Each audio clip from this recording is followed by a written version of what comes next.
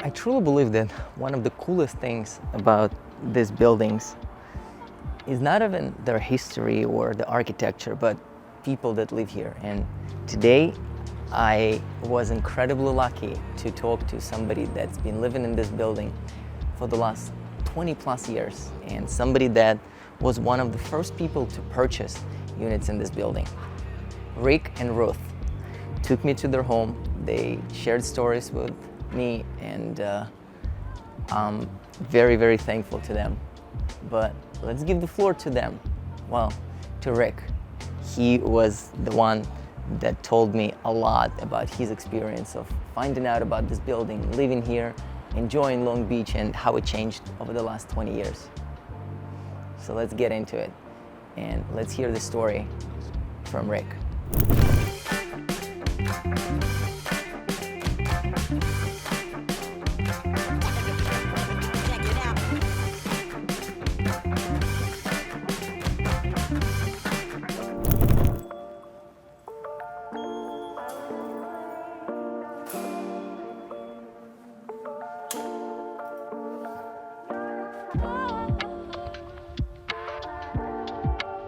How did you guys come across this building for the first time? Okay, we discovered Long Beach, which was unknown for us. We started driving around for a couple of weekends just to get a sense of the place.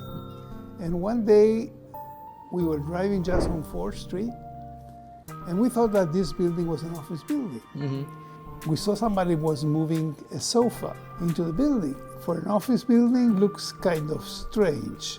So my wife went to the guy and asked, "Is this a condominium?" Yes, it's just finished. We're only 2 people living here. Wow. I said, "Is there anyone to talk to?" I said, "Oh, the broker's over there." So we went to talk to the broker. The broker took us to see 3 units. Saw the first one, we couldn't afford it.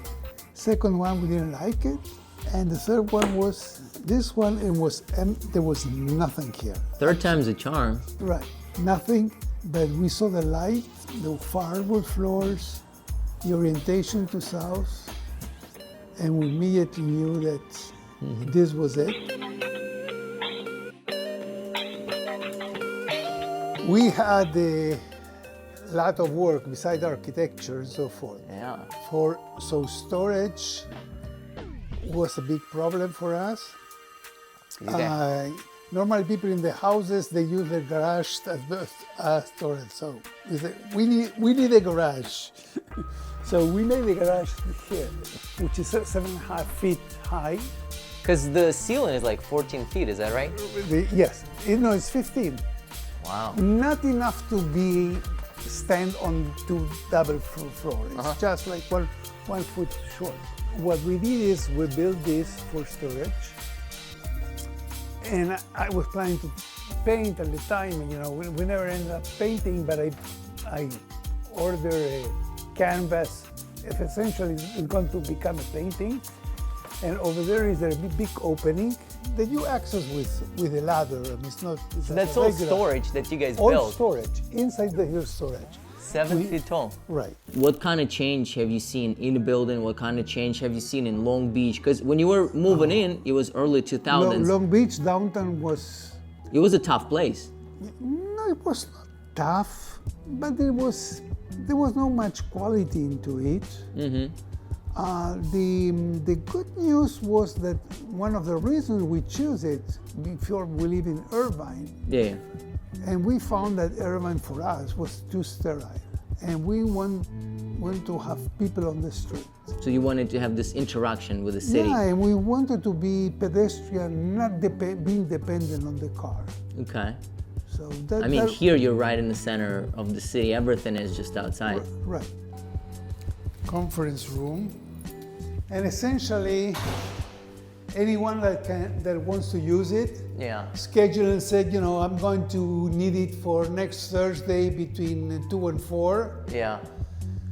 And that's it. But nobody uses it. They use this for the meetings once a month, and that's it. What's going on with this table? You see, these were the things of the elevators. Oh, so this is the parts from the Right, elevators that right. got reused, and Right. now it's the table. We were, everything was low budget. So at the time, we made very accurately the plan. We first went to IKEA and studied like 3 times. We went to IKEA to make the selection of what we want, what we need. Then we turned all the pieces of IKEA, started working on the plan to be able to see what it fits. And back in 2202,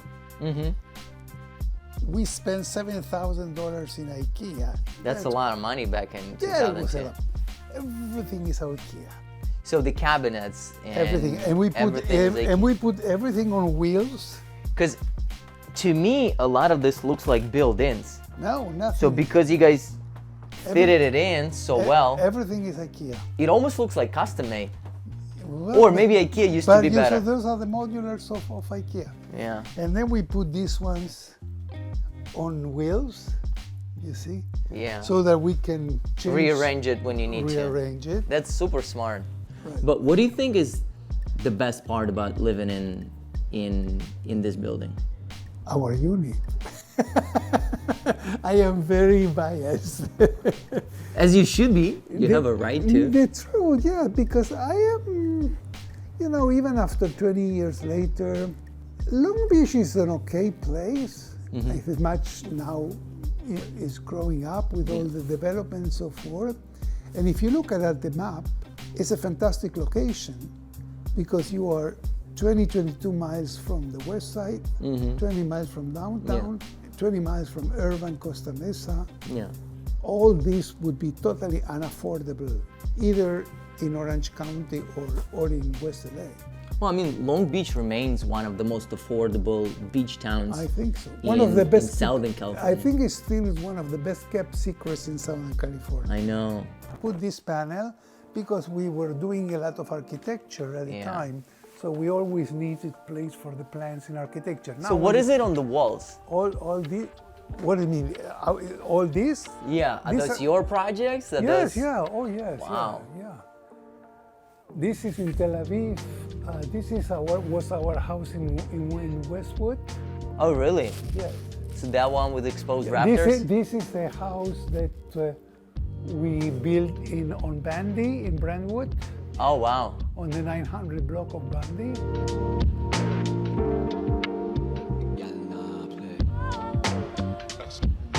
This is what holds against earthquakes.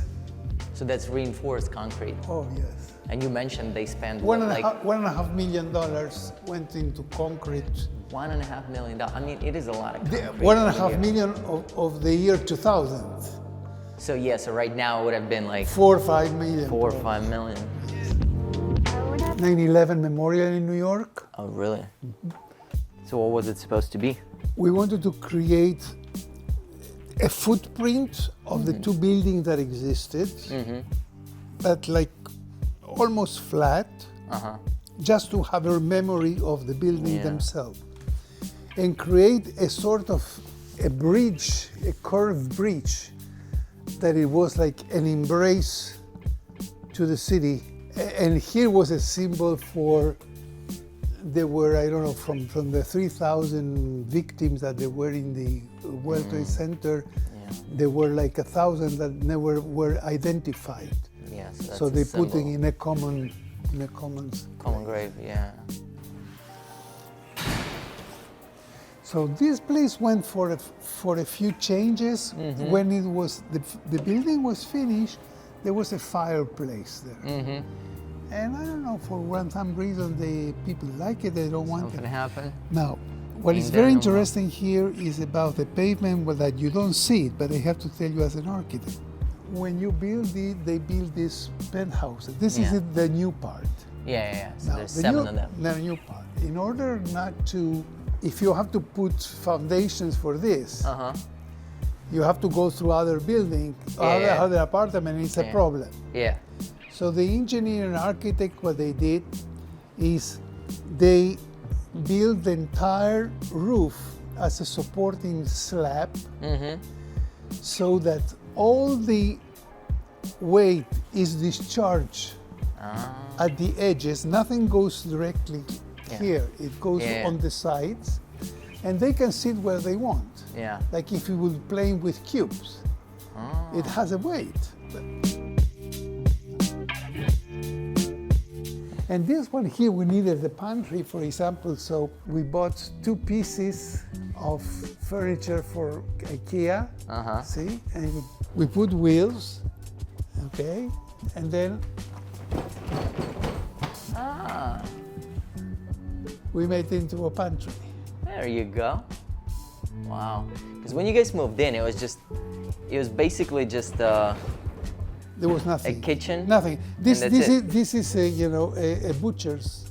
Yeah, butcher block. And it's free. I mean, you know, Yeah. So you can move it around. Move it around and you sit on 2 pieces of IKEA. Wow. Because you have to do the sloping for the drainage, the actual roof of the building is 3 feet below this one. So they had to So this reinforce is like floating, and the water goes through, but then it sends out on the lower one outside to the street. But did you know that when they built it in 1920s, architecturally it was already done, ready for expansion? Because they were planning on adding a few more floors later on. No, I didn't know. I know that there was a major earthquake. In 1932 in Long Beach. Right. But when they were building this one, because it was finished in like 1929, they already planned for expansion. They just never did it all the way up to early 2000s when these penthouses were built. And these units, I've been told, they are like 2,400 square feet each. That's the coolest collage. That's the coolest collage. And turns out we're almost neighbors. Because your father is from Moldova, from Chisinau. And that's Ruth parents, and this is my grandmother on my father's side. Wow. That's Ruth when she was in Bucharest. She was like 10 years old. So she's Romanian. Yes. You were. She's Romanian in fact because she grew up in Romania. She was born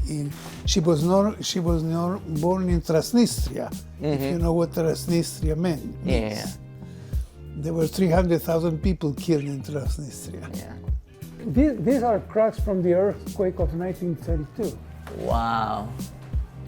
That's a piece of history. But it doesn't. I've never heard that this building got badly damaged. No. I mean, it was a very bad earthquake in 1932 in Long Beach. We've been for a couple of earthquakes here, and it vibrates. Yeah. You get nervous because But it doesn't go nowhere. Right. I mean, it doesn't go nowhere. Yeah. It vibrates. You know, you realize I sit down and I suddenly see the things moving. Wow. Well, because you have a lot of things suspended as well. Right.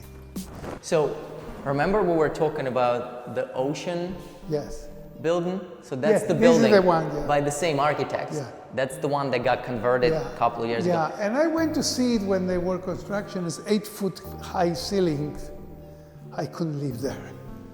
Yeah, but I'm so glad that it finally converted because it used to be such an eyesore when my wife used to live in Long Beach.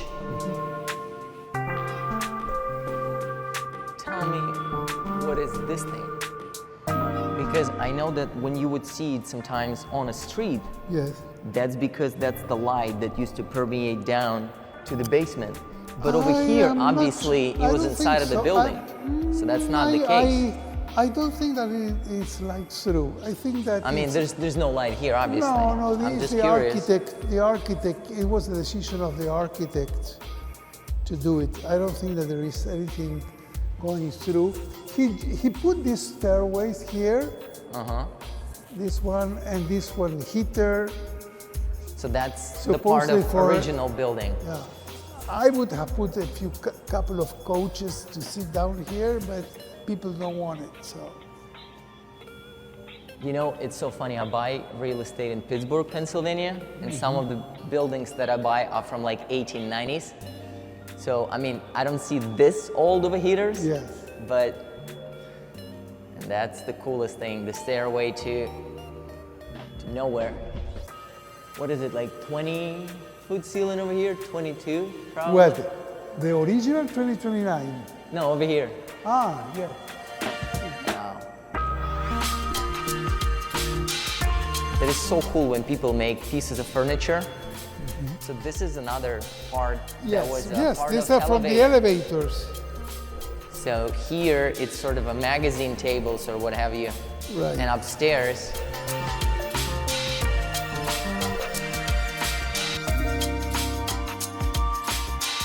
well, Rick, thanks a lot for sharing all of these things. Okay. Because I'll be honest with you, to me, this is one of the most exciting parts about looking at these buildings, just talking to people, because it's a special type of class of people or type of people that choose to live in creative places like this, because you can't just move in and keep it the way it is. It's almost like you have to customize it some way. Yeah. You can't just live it. You can the tell, way it you know, is. I don't know today how you would access, but at the time we used, at the very beginning, that we was make parties, keeping 6, 8, 10 units open to everyone, just to move around. You to take a. That would have been so cool. They will tell you, bring your glass, and you move from one place to another. Yeah. They were not too alike design-wise. Yeah. They all bought empty spaces. Because it's white canvas. Each one. Whatever you want to do, you can do it. And I mean, Everyone did something. with a 14-foot ceiling, the space is basically one open space where you have to bring your imagination. We put the wall because we wanted to have a sleeping place. And many people, they live with their beds open to the space. Wow, that was such a treat to spend the last 2 hours of my life talking to Rick and Ruth and hearing their stories. It's incredible to actually get the first-hand experience from people that experience this building every single day. I hope I can continue down this path and have even more conversations with people like that. And if you're one of those people that live in a historic building that's undergone adaptive reuse, and if you're willing and able to share its story, give me a buzz. I would very much love to talk to you. But with that said, thank you so much for watching this. Please like this video, subscribe to the channel, give me all of the support you can, and maybe share this video with people that might be interested in the topic of historic architecture here in Los Angeles. Thank you for being here with me. Of course, I'm still a real estate broker that sells real estate, so if you're looking to sell or buy real estate, I'm your guy. But I would very much appreciate your support along this way of discovering historic architecture in a beautiful Los Angeles, and in this case, in a beautiful Long Beach, California. Thanks for being with me, and I hope to see you guys very soon at the future videos. See ya.